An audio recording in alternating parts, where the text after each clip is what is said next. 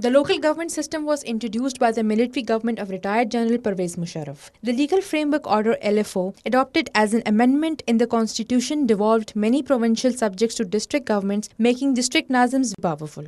In its current form, the local government system is struggling for survival at the hands of those who want real power belong to them. People at the local level have gotten once again a chance to see, after 10 years functioning of the elected local governments, once again they've been given in the hands of the bureaucracy.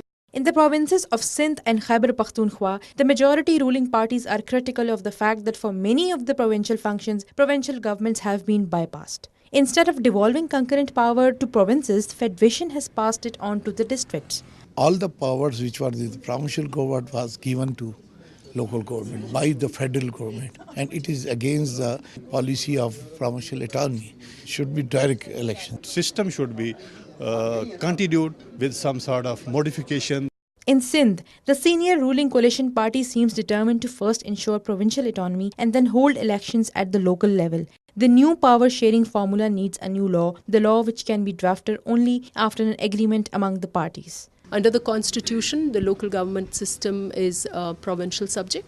So eventually it's the provinces which have to bring about the laws. Till and unless the issues that are peculiar to Sindh are resolved between these two parties, mainly People's Party and MQM, the process of drafting a local body law will have to await that decision. For any agreement on the draft of a new law defining jurisdictions of local governments, a dialogue process with and within the provincial government has to start. One actually has to take these kinds of consultations to the provincial level to actually see what are the stumbling blocks. We have to give incentives to political parties in provincial governments so that they can institute local governments in a time-bound framework.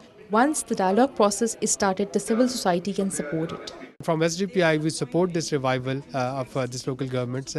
Now, what form it will take, I think it's the provincial parties to decide.